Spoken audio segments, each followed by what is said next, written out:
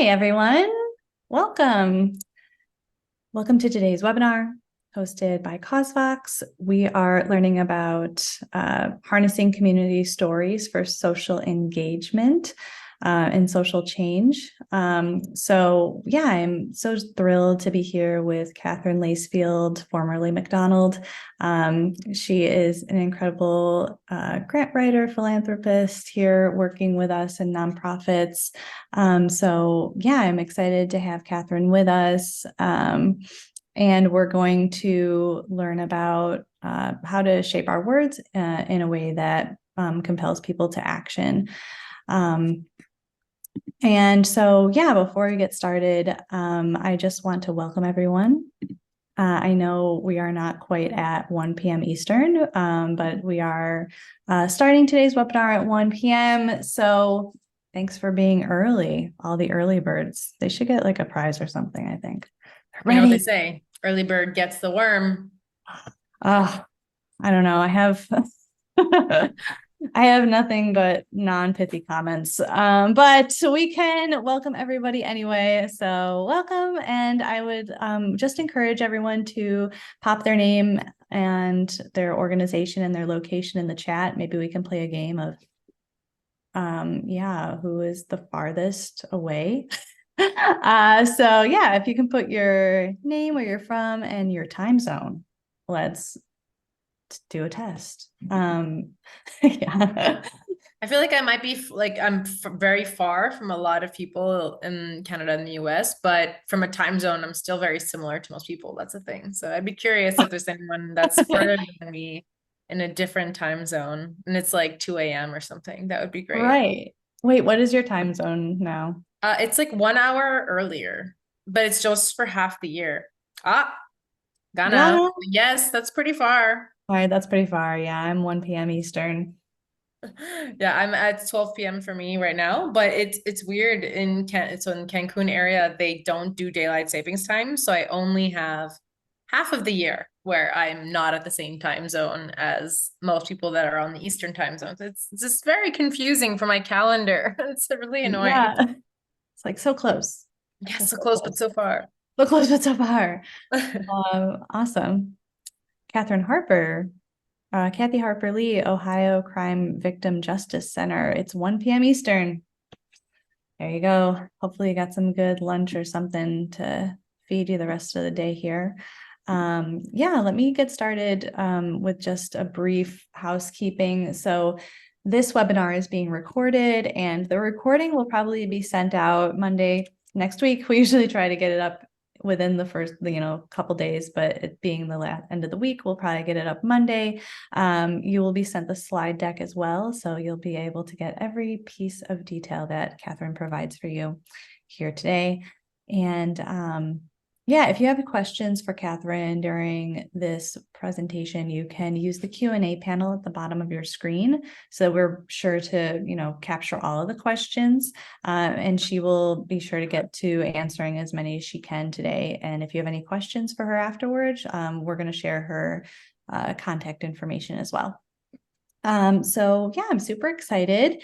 I'm gonna clear some of these boxes on my window. It doesn't matter how many times I run a webinar, I will never know how to manage it. But anyway, moving on. Part of the fun. Catherine Lacefield is the founder of Just Because Consulting. And she has over 20 years of experience in areas including fundraising strategy and also just comprehensive understanding of global grant making practices. She worked as a communications manager of Phil Lab in Canada, which is Canada's largest grant making research lab. So she's pioneered a lot of the research on social and environmental justice, fostering like really vital relationships in grant making. She comes with a lot of experience, which is why I'm super excited that she can be with us and she's taking the time to talk with us today. Great. I will move on just a little bit more about CauseVox. as I move on here. So if you're new to CauseVox, you know, pivoting away from the social justice, what we're talking about here, CauseVox is a digital fundraising platform, and we help organizations, whether you're in the social justice sector, marginalized sector, whatever sector of fundraising you fall into, or nonprofit work you fall into, we can help you get up and running to actually receive those donations to support your cause, and to, you know, support the work that you're doing. So basically, we provide really mobile optimized donation forms that can be used by your donors on their phone, on the go, any tablet or desktop, make it really easy to actually process a transaction. And I'll get more into that in a second. And then also we provide hands-on support and onboarding for all of our users with real life people to answer all of your questions. And we also provide top-rated fundraising education in the form of guides, templates, and webinars like today's. So as I was mentioning before, we help you really unlock modern fundraising, whereas typical, like the traditional software, maybe a standard PayPal button or something a little clunkier, doesn't really fit into your donor preferences these days. We've seen time and again, we actually ran a giving study. It shows that, you know, 81% of higher earners enjoy a streamlined process. So we give you that process with branded pages, customized sites, automated recurring and pledge donations, and also all of your mobile wallets so that people have flexibility in how they give, whether it's Apple Pay, Google Pay, credit card, debit card, PayPal, Venmo, ACH, bank transfer. We've got it all for you. So if you're interested in really optimizing your donation conversion, you can schedule a quick demo with us. You can watch the pre-recorded one or schedule a time with me and we can chat more specifically on how CauseVox can help your organization specifically optimize their donation page. So that was a quick intro to CauseVox, but I do want to pass the mic over to Catherine so she can lead us in the rest of the webinar today, and we'll be back for questions. Yes, thank you. Thank you so much. I'm really excited to dive into this very important topic around storytelling.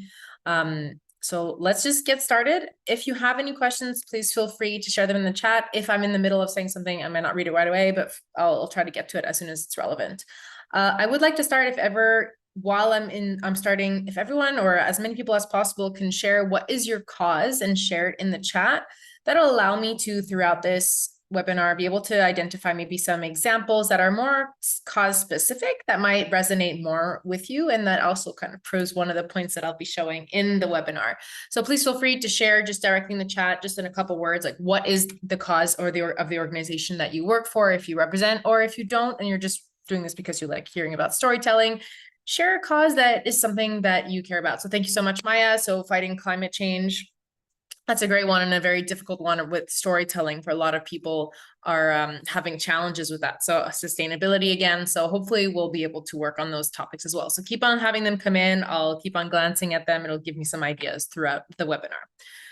So let's get this party started. So first of all, storytelling is a fundamental part of being human. It is what distinguishes us from a lot of other animals.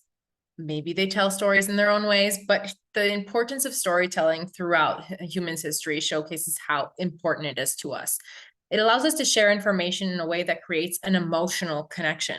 Instead of just stating facts, stories are a way to understand the information and to express the information in a way that is more memorable. It'll trigger different parts of our memory. So it really is a strong way for us to express stories, and that's very important to us. So keep that in mind throughout this webinar, that this is the basis of why storytelling is important. So first of all, we're going to be covering 4 pillars of nonprofit storytelling today. So we're going to talk about inclusion, attention, reputation, validation, and action. So how storytelling can help with these 4 different pillars. A lot of sustainable living I'm seeing in the chat today. So we definitely see how climate environment is a bit challenging, and I'll talk about that a bit later.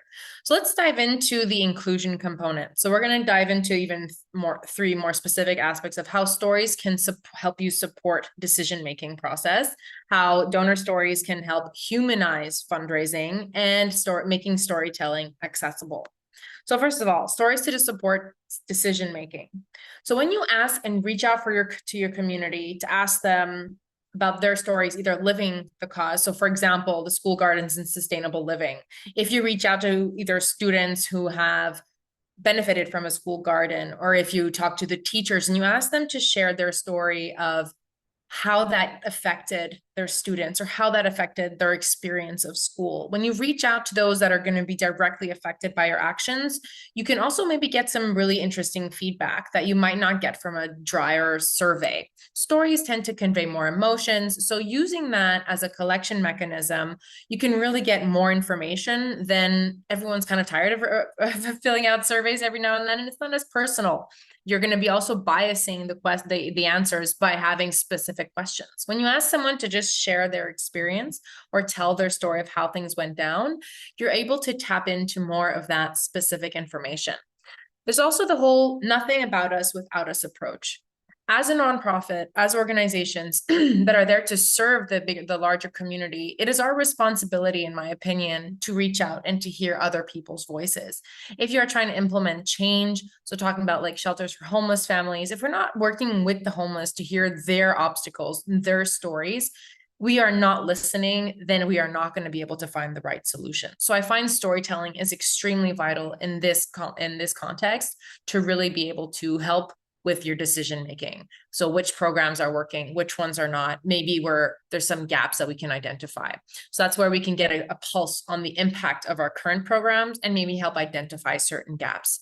So it's not just about sharing success stories, but always keep in mind that negative feedback is also just as important as the positive ones. So that's around the decision making. Oops, just gonna, same thing with you as you, Jenna. I always forget to click back on the screen. So how stories can humanize fundraising. So when we're in fundraising, I've been a fundraiser for many years. I've worked in nonprofits, direct services, everything. And we tend to get into this treadmill of just, we need new donors, we need new donors. And then they just become, oh yeah, that donor gave $200. And we think of them as the amount that they're giving to the organization. Do we know who these donors are? Why are they giving? Why did they decide to support us at this level versus making a $10 donation? I'll tell you a quick story about a donation that from having worked with them directly, and I was the fundraiser at the time, the story was so important. It's a story that I share often to inspire people. I was working in an animal shelter and I was working at the counter of reception. So I would do the intakes of all these abandoned animals. And this woman came in and she had two kittens, very feral. They were hissing at me. They were not having a good day.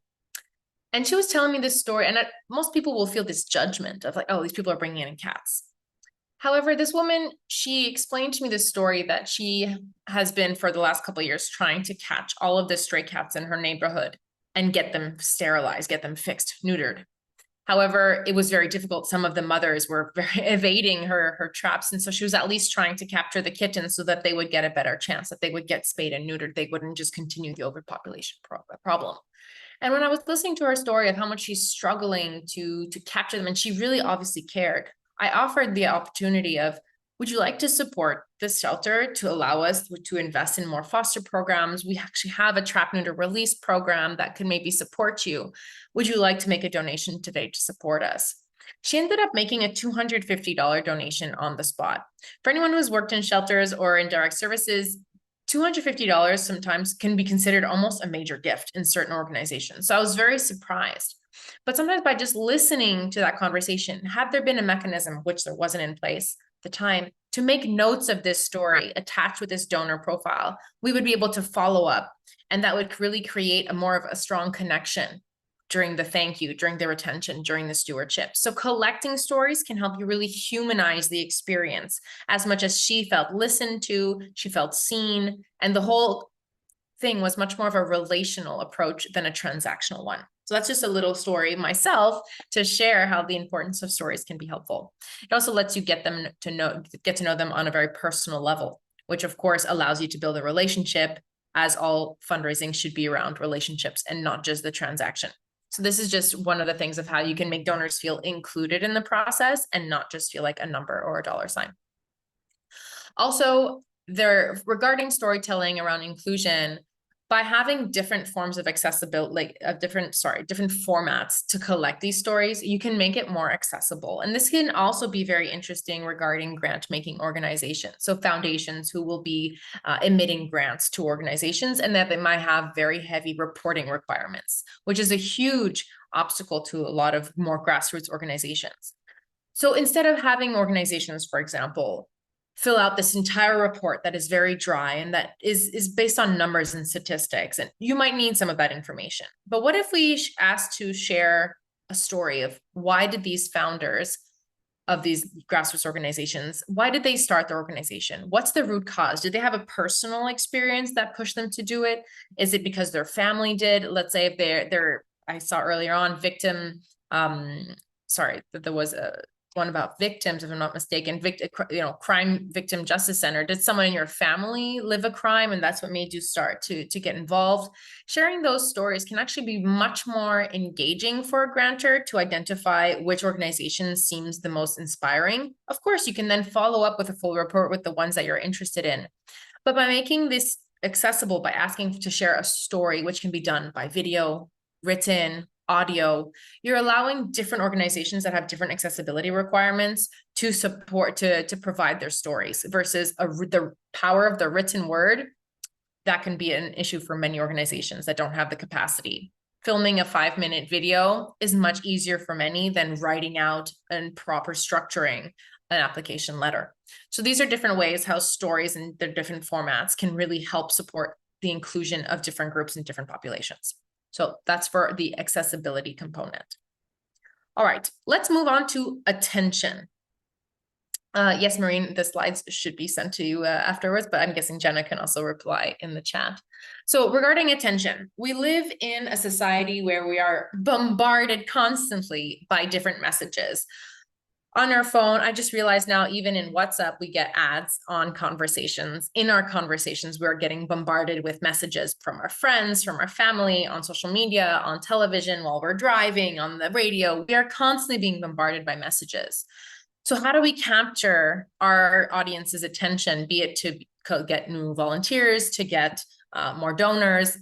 Storytelling can be one of the solutions. And we're going to be looking at user-generated content, on the power of authenticity through storytelling, and the importance of nonverbal communication in the whole process. Let's dive in. So for user-generated content, what do I mean by that is that it's content that is being created by the community, that it is not the organization itself staging a video to promote a certain message or to share the campaign.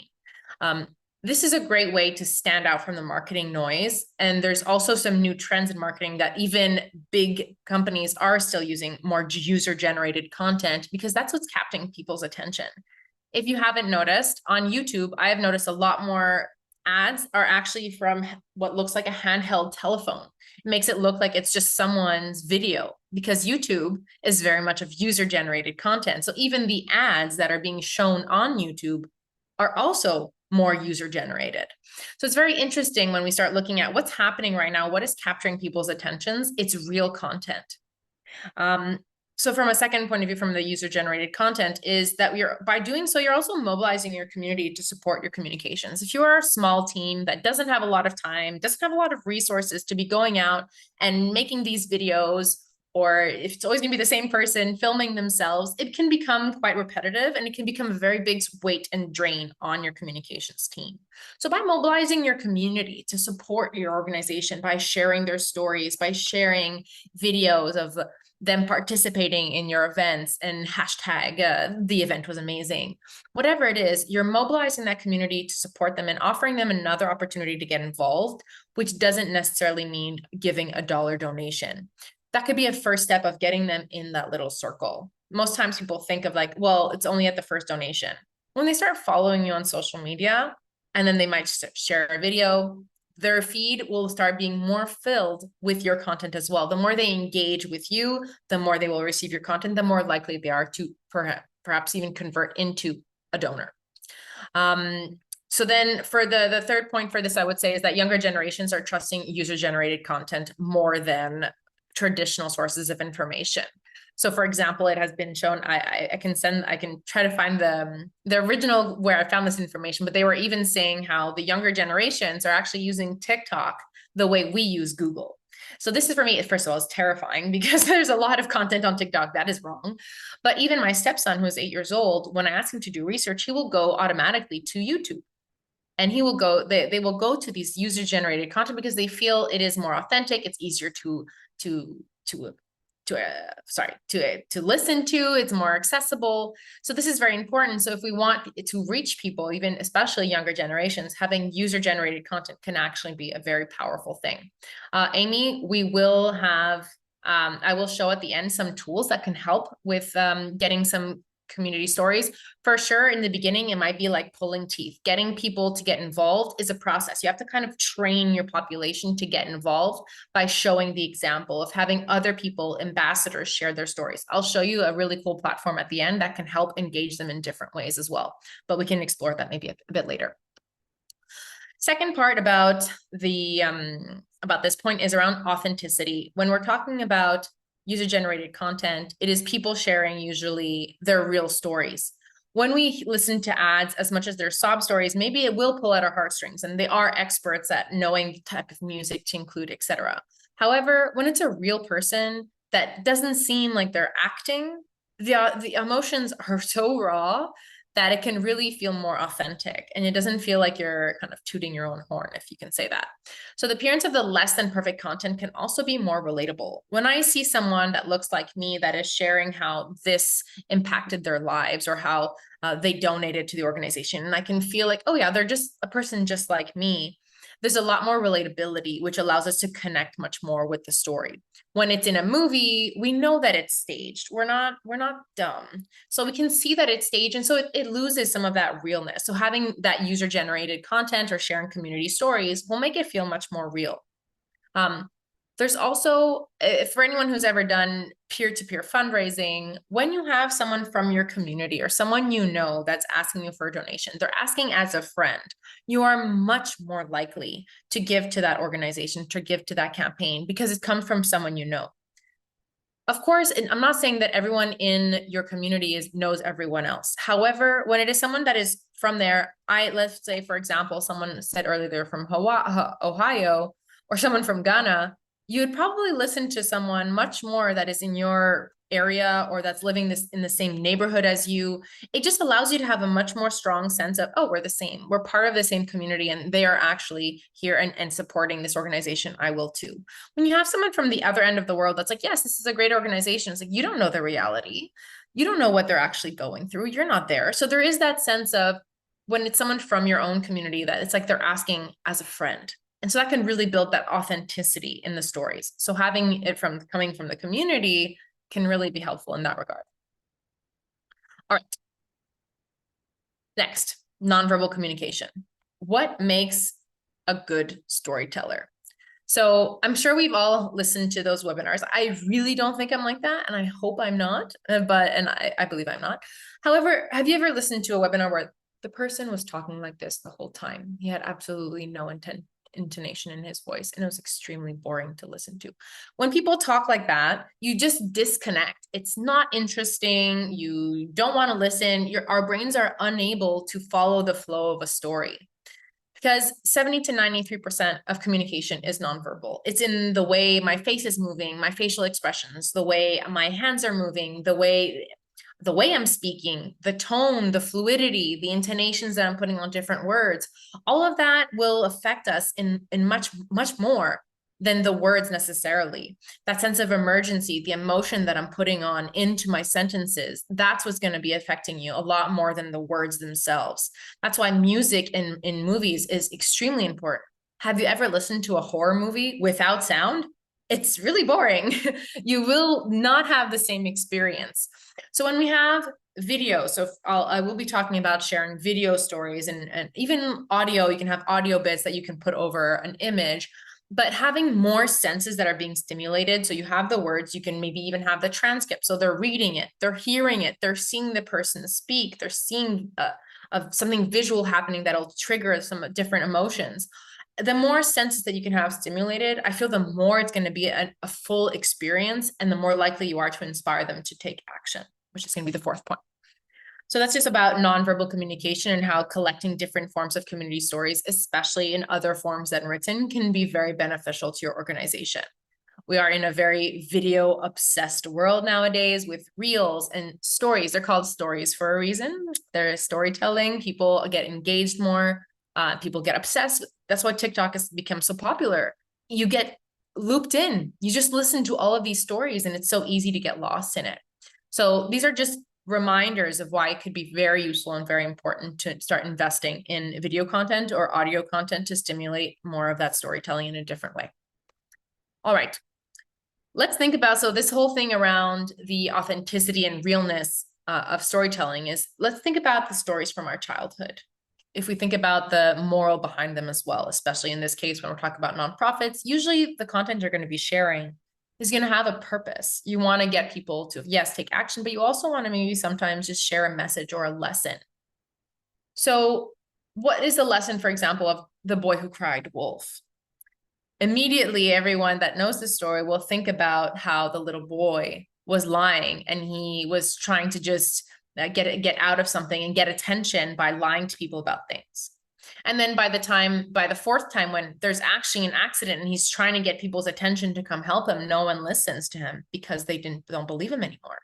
That story will put the lesson of don't lie, or people will not believe you when you need them to. That story allows us to remember the lesson in a much more vivid way. So when we remember stories from our childhood, they had a captivating narrative that allowed us to understand the underlying lesson. As much as we think we're adults and we're all grown up, we are not. We are still children at heart, and having stories helps us understand. That's why we are much more moved by when people will surmount challenges, when we can have an individual that we can see their story through time. Movies are all about the hero. The same thing applies to your nonprofit stories. So this is just a little reminder of the importance of storytelling in that context. All right. Another aspect around storytelling is how community storytelling in particular can help you build up your reputation and validate your trustworthiness, if we could say. So we're going to talk about 3 different themes, which are how you're going to prove that you're anchored in the community, that you're building up trust with your different key stakeholders. And it also allows for a diversity of actors to take part in this discussion. So number 1, anchored in community. As I was mentioning before, when I'll use an example. How many people have seen a cafe that says best coffee in the world? I have seen so many, or best coffee in town, or best coffee in the country.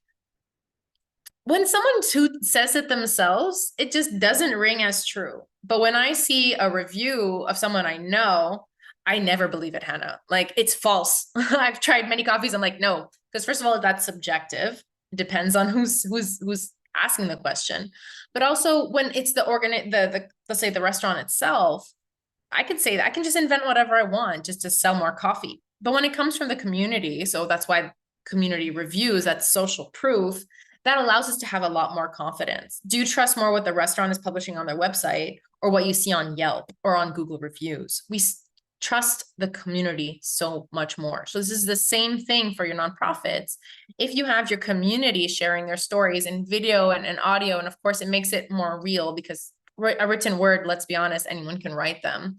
But when it's not yourself sharing how amazing you are, the story lands much better. So that is more, makes it that the impact is more believable as well. The stories are not just the organization saying it, it's actually people who have benefited. That is why it is much more powerful. This also, it comes back to that, I know that person, I can relate. When it's someone you know, and when you get people involved in the storytelling, they will more likely share that within their own communities, and that will widen your reach. Because people, when they share their story, they become vulnerable, they're sharing that with you. And if you invite them, that's a beautiful story. We would very appreciate it if you could share that with the community at large. That will allow you to have a much bigger reach. So even if we think about it from a very selfish, like marketing perspective, when you get people involved in the process, they will then reach out to their communities, and it will have a lot bigger reach. I'll give you a very concrete example. I co-manage a podcast for a research lab based in Montreal on philanthropy, actually, on grant making philanthropy. And we've noticed that whenever a podcast guest shares the podcast episode, the episode within their communities, and without fail, the podcast gets so many more views, listens, downloads. So it's the same thing for your stories. If you want to share the impact of a certain program, for example, coming back to the garden, I really like the school garden idea. If you get those teachers to want to share that experience within their community through a newsletter of other teachers, that it's not you getting into their mailbox and they don't know you, it's a teacher from the inside, that story is going to hit home a lot more. So once again, it shows that you are anchored in the community and you're not just an outsider. Number 2, building trust. Community stories confirm that your organization is trustworthy. That comes back to the reviews. So when you're building trust with the community, it's very important to be able to show that it's not just yourself. So yes, it's not just the validation of yourself, but you're also building trust not only with the community, but also with the person that you're asking the story with. You're taking the time to build that trust relationship with your donors and volunteers of, we would really like to hear your story and please share any feedback, be it positive or negative. So it's not just in the sharing of the stories part that you're building trust, it's actually in the collecting component as well. You might not even choose to share any of those stories as they are publicly, but using them to inspire your internal volunteers, to present to your board the impact of your programs, to show to maybe some key funders that might fund your project. You might not want to use it publicly, but you might use it internally to really motivate the right people. So by taking the time to involve them in the matters, you're showing trust that we need you to support our organization and we believe in your story. And that is building a relationship of trust. And then it all comes back to that social proof that I was mentioning before, also about when people leave reviews, it gives social proof of like, it's from the community. And so you're building up a brand trust. You're building up more visibility and trust in your brand that comes from someone else. All right. Number 3 is the diversity of actors. So by reaching out in different ways, it's very important to be able to reach different actors. So this can be, for example, different levels of donors. We often hear about the big philanthropists that are giving thousands of dollars, and their stories get shared everywhere because we think that is what is important. However, when you're trying to do a peer-to-peer campaign where the average donation is maybe $20 or $30, sharing those stories, that's not what's gonna inspire me to give my $20. Like, I'm not in that reality. Why don't they just pay for the whole peer-to-peer campaign? It won't inspire me. However, when I'm sharing stories from people who have donated $20, $30, oh, they actually took the time to ask them for their story of why they're giving $20, $30. That allows you to reach new communities because people will be able to share, to feel connected with who they're actually listening to. I believe strongly in the no one size fits all approach to fundraising. You have to segment, and I did a whole other webinar on segmentation actually with CauseVox as well. You really need to learn how to segment your different donors and allow to have the right stories for each of these segments. You cannot share the same story with everyone. It will not hit home and you're going to be just inefficient. So that's around the diversity of actors. By opening up the story collection to a wider net, you're getting more diversity. You might get stories that you wouldn't have gotten if you did more of a systematic based on the amount of their donation, for example. All right, let's move into the action component. So what is the point of storytelling on all of this that I've been bringing up is also in how can we push different people or inspire people to take different types of actions. So let's talk about first acquisition, then we're going to talk about the stewardship component, and then we're going to get a bit more into the engagement strategy. So Amy, this is where maybe your questions can be answered a bit more. So first of all, for acquisition, you can use stories that you collected from existing donors, past donors to motivate new donors. So in the acquisition of new donors, you already have these stories that you can put, for example, on the page of the donation to inspire them to make a donation. You can use them to share through your marketing strategies to get them to come to your donation page. You can also use them for other things. It doesn't only have to be about fundraising. If you have you need to recruit a lot of volunteers, sharing volunteer stories can be very helpful. Sharing stories about people who work with you from your team Board members, if you're looking to recruit new board members, why don't you share stories of your existing board members that have had positive experiences so that people can be more inspired of like what it is actually like to be on the board of your organization. I have one of my clients that's actually, they do humanitarian aid and they send people for international cooperation and they're constantly recruiting new volunteers. Well, that would be a great way of having people share their stories of their experience to inspire new recruits. So stories can not just be used in the context of fundraising, but in the context of any other program you have, even service provide. Like if you're offering a service and you need more quote unquote clients, or if you need more beneficiaries that are going to actually be helped by your services, it might be more useful to get past users to share their stories to inspire them and make them feel confident and build trust than if you yourself are as the professional or provider are sharing those stories. So it can really support acquisition in different ways. It can also push for action now because though, like we were mentioning before about the different senses being stimulated, it allows people to be more involved in the moment. Reading a text fosters reflection. Watching someone tell a story or hearing a story pushes much more towards action now. It's much more inspiring, much more engaging. Also, if you're starting to collect, let's say you're in the acquisition, mise en context, little contextualization here. You decide to put a story collection in this year's end of year campaign.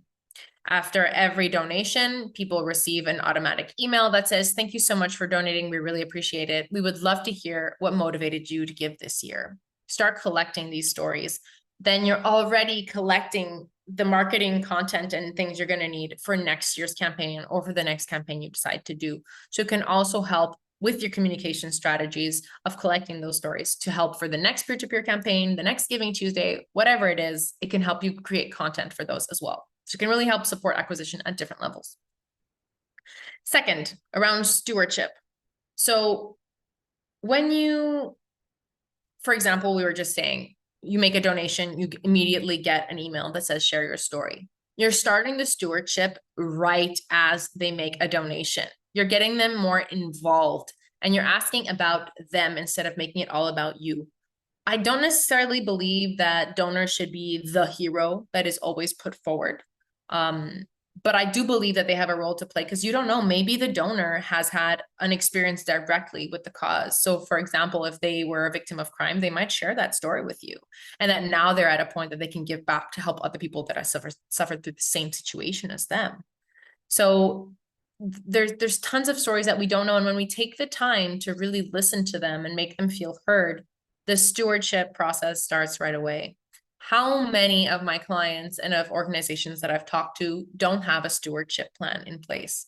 They have an automatic thank you email that gets sent right as soon as, like an automatic, very thank you for making your donation. Have a great day. Maybe not even have a great day. Nothing. Just here's your receipt or here's your confirmation number. And then they don't hear from you until the next time you're like, hey, you want to make a donation again? The way I see it, and I always compare these things a lot to dating, where you go on a date with someone and you're super stoked about it, and then they either ghost you and they don't write to you until 6 months later, and they're like, hey, you want to go on another date? It's like, no, I do not. But if they reply and like, it was a great evening, I'd love to hear more about you. You were talking about this, like, let's talk more about it. You feel engaged, you feel listened to, you feel like this is a relationship, and then you're going to more likely confirm and continue the conversation, and much more likely to go on a second date. The same thing applies to fundraising. And in this case, we're trying to understand them. And of course, people can think, oh, that's manipulation. You're going to use that against them. I don't see that as using it against them. I use that as collecting information to be able to help them reach their goals. Let's make something very clear. When people donate to an organization, they have their own objectives. In the sense of they would like to see certain changes in the world. Grantors are the same thing. We make a big mistake, in my opinion, when we think that we are begging them for help and they're helping us reach our objectives uniquely. That is actually completely false. A lot of people forget that foundations, grant-making organizations, are also charities. They have their own mission, and they are doing it by funding groups like yourself. However, they have annual reports where they have to prove that their grants are actually showing impact. So by taking the time to ask them, what made you donate to us? individuals, foundations, companies, you're also going to be able to show them that we want to help you reach your own objectives, be it on the individual level of, let's say they might eventually be thinking about donating their entire fortune to an organization. Who knows? But it's also everyone, like, as much as we believe in pure altruism of just doing it for the good, there's always an agenda, and that's not a bad thing. People that want to see positive change, that want to help animals, that want to help children, that want to avoid that the situation that happened to them happens to others, they have their own objectives. So getting to understand your donor through their story will allow you to build up that relationship and better understand your donors and who's in your database. It also makes the experience much more memorable. One of the things about psychology is people love talking about themselves. They love talking about their own things because they can connect with it much more. So when you're asking an individual to share their story, you're making it much more memorable, and they're going to remember it also because not a lot of organizations do. So you can really stand out of turning it around and being like, thank you, but why did you decide to do it? And then people are not used to asking that. They're used to people just being like, oh, it'll allow us to do all of these amazing things, thank you, thank you, thank you, like, which is great. I'm not saying that's wrong, but flipping the switch sometimes and asking them is a great way of mobilizing them, and that will create a better stewardship plan moving forward. It's a great way of getting people to engage without asking for a donation. All right, so that's about stewardship. Third, engagement strategies. So hopefully, Amy, this will book in a little bit. So I definitely recommend prompting for a story directly after a donation or directly after they applied for volunteering, when their energy and when their emotions are still high.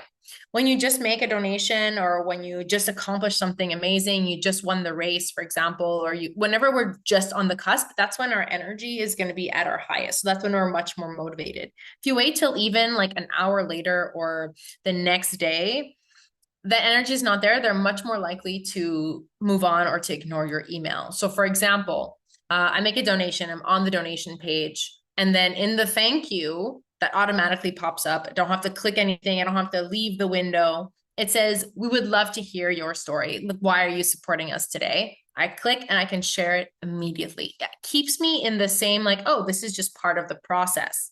It's not an extra step. It's part of the donation process. They're much more likely to get them in and to get them engaged immediately after the fact. So for example, Amy, about once they reach their books, I would almost maybe, and this is a suggestion, but for example, on the page that comes with the books, having a huge QR code of like, we'd love to, for you to send a picture of you receiving the books and how did you feel, for example, or we would love to hear one of you reading the story to someone, or share an experience from one of your students. You can get them to get engaged there. But of course, once people receive something, it might not be the best. What you can also do is you can always offer an incentive. If you share your story, you'll get an extra book next time or something like that. Or you can offer certain incentives, which is what a lot of people to fill out surveys do, which allows you to collect the stories that you need while also supporting them by offering them something that they could use. I don't know if that helps, Amy, but this could be one of the engagement strategies that you might be interested in. And also making it easy. Surveys are boring. Send a picture, like tag us. That's a form of community storytelling. Take a picture of the books, tag us in your social post, and tell us how you plan on using them. We'd love to hear from you. It's easy. People have their phones with them all the time. You can just take a picture and share it. It's just by incentivizing that can be very helpful. So that's one way of prompting them directly at the moment of that they either receive the service, they make the donation, they apply to be a volunteer, et cetera, et cetera. You can also call or email the donors or volunteers at a later time. Try to make it as personal as possible. I'll share a little story about when I was calling donors. Of course, it was in the context of asking for a donation. However, the way we had acquired a lot of these names was through a petition that we were doing directly on the streets. And so what we would do is I would always call, like, thank you so much for signing the petition. Oh, what petition? Don't you remember? We had always noted the street corner of where we were. We were on this corner, and I know the corners. So I would say like in front of the Starbucks, for example, or we were in front of the clothes store, and they're like, oh yeah, now I remember. And I'll just explain and put them back into that that mindset of what happened. So how was your experience? What pushed you to sign the petition? And then they'll start sharing their story. Okay. And then I'll be able to know a bit about them. And that'll allow me to identify which campaigns they'd perhaps most be interested in. So by asking once again for their story, I'm able to then direct them towards whatever services or campaigns might be more interesting to them. So by saying thank you, but also asking them to engage, it's also a great way of doing the stewardship, of following the conversation, of continuing, and then eventually, of course, making the donation. Another strategy that could be useful is using an automated platform like ProofPact, and I will get in and show that as an example. So I'm going to get into the case studies where there are tools out there. I'm a partner of ProofPact. I absolutely love their platform. I don't get any kickback at the moment from them. I just use it myself, and I would love to show you how I've used it in the past to collect stories. But so for the phone calls, let's start with that, and then we'll do the automated one. So for phone calls, you can do a thank you within 48 hours of the donation or petition. Of course, I completely understand that this requires an enormous amount of effort. This is where perhaps mobilizing your board for and putting certain criteria that it can only be donors that have made a donation over $100, for example, or make yourself some criteria that allows you to have a reasonable amount of people to call. If they don't answer, just leave a message. Thank you so much. We'd love to hear your story. You can always leave us a message, by calling us back at this number. It doesn't matter if you don't reach them. The point is that you're showing interest in their story.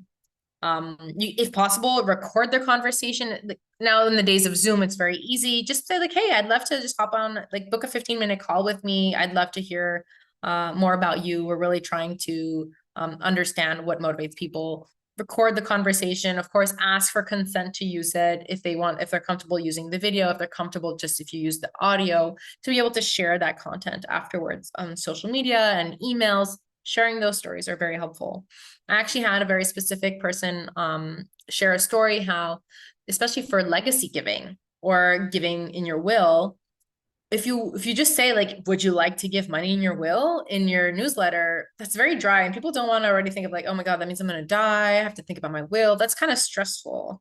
However, if you share a story of someone who has made a legacy gift and who tells their story, I had one actually I heard a story from Eco Justice, which is so we're talking about sustainability in organizations a lot in this chat, where we were talking about this. For me, I can imagine these diehard activists that were tying themselves to trees in the 60s and 70s, fighting to protect the rainforest around the world. And then they wanted to leave their legacy to make sure that the next generation still has access to the environment. That story of, I can just imagine the individual like Bruce or whatever her name is, Amelie, we're going to say, telling the story of how their past and what motivated to eventually donate in their will. Hearing that story is much more likely to inspire me to make a similar decision than just someone asking me if I've thought of making a donation in my will. So this is just an idea of having a phone call with these people when they make a legacy gift and asking them what's their story can make amazing content for your next newsletter to start planting the seeds in people's minds about making a legacy gift to yourself, to your organization, not to you. All right.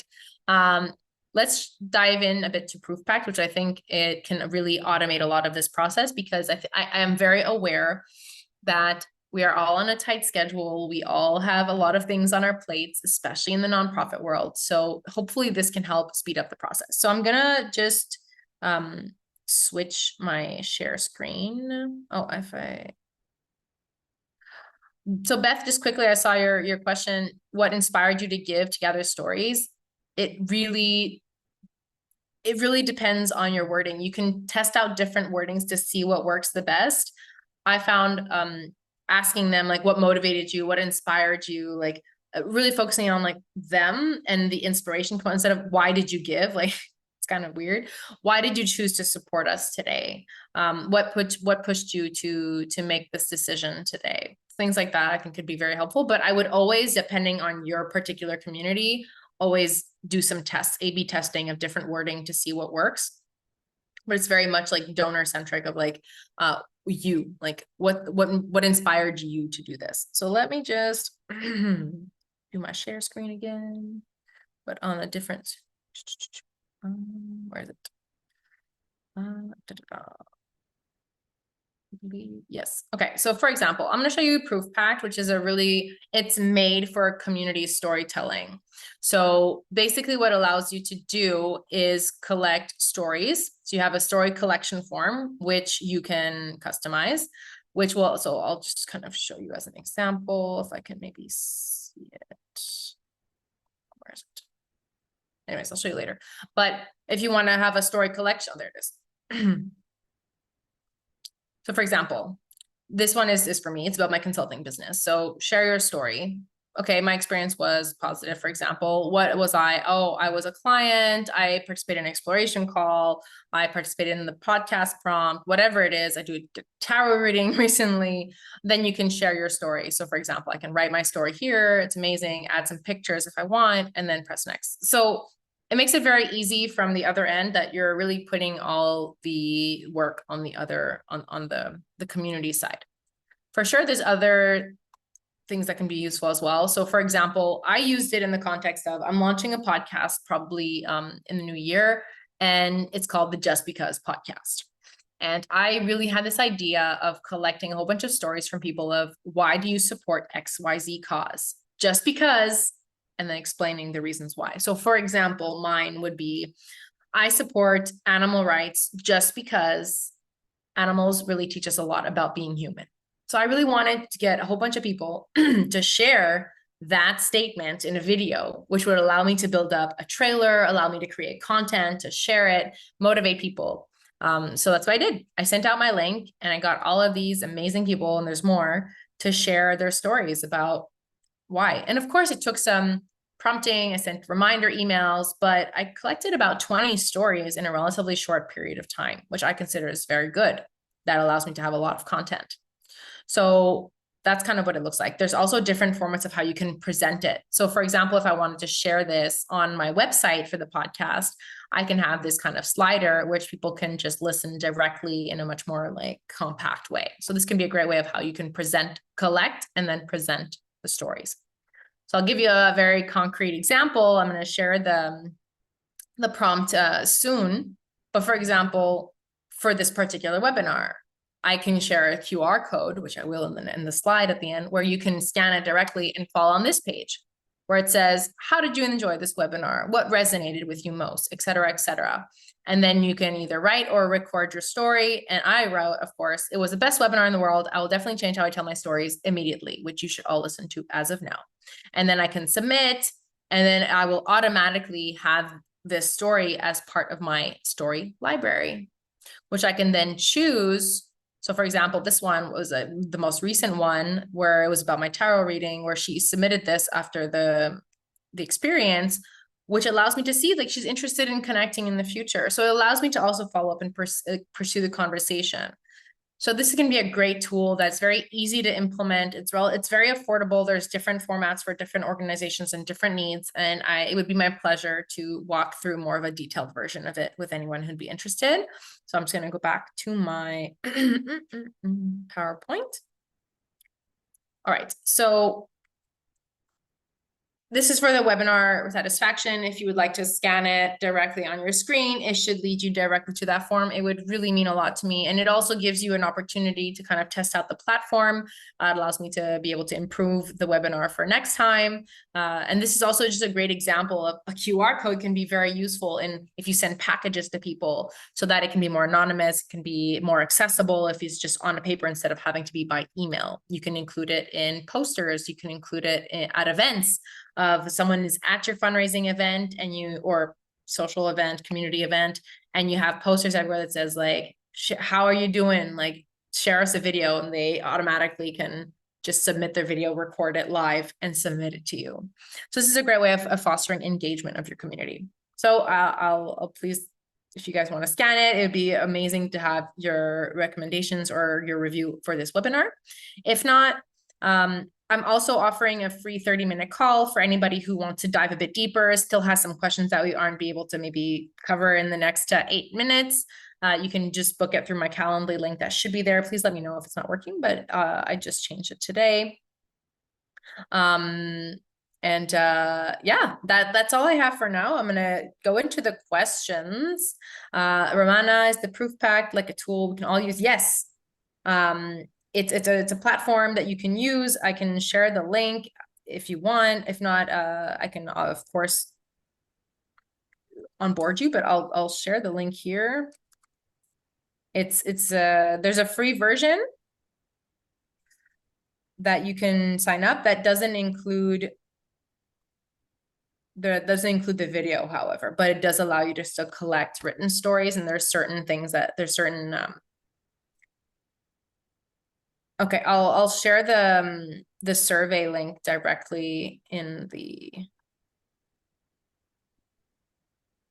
chat. Sorry, I have a lot of weird, make a lot of weird sounds when I'm talking. I find it funner.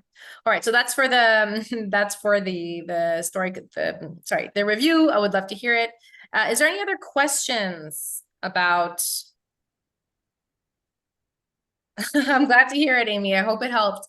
And please feel free, use that 30 minutes. It's completely free. I'm not going to be making a hard sell. I just really want to support anyone. And of course, if it ends up with us working together, that'd be great. But if you have any questions about the tools or specific things about your organization and how I really love ideation process and storming sessions with new organizations. It helps me keep my mind active, and I love giving back. So please feel free. Are there any other questions before I'm here? So if you have any specific questions, please feel free. Yes, please take advantage of Catherine when she's here with us. Yeah, thank you so much for everything you've shared with us today. And yeah, it's so true that, people are impacted by people's testimonies. Like that's what we have to offer the world a lot of times, like our story. And yeah, I echo everybody in the chat here. I just want to give you a big thank you. And if you guys want to follow her along, you can check her out on LinkedIn. If you have any additional questions for Catherine, when you think of them later, feel free to, use those links to connect with her. And other than that, if you have questions about CauseVox specifically, you can, reach out to us as well via email. We'll be doing more webinars, usually every week on Tuesdays and Thursdays. So yeah, you can check out our blog for that as well. And let me put that chat in there. You can subscribe to our resources on the blog. And yeah, again, thank you so much, Catherine. And I look forward to the next time when you can share with our community. And I hope everyone has a great rest of their Thursday. Have a great one, everyone. And I'm very active on LinkedIn, so please follow, send me a request. I'd love hearing about what other people are doing, and we can always connect there. I share a lot of resources and a lot of insight as well on my email list, but also just directly on LinkedIn. So feel free to connect. It would be great to have you guys on board. Yay. All righty. Well, everybody book a chat with Catherine, and we'll see you next time. Take care now. Bye.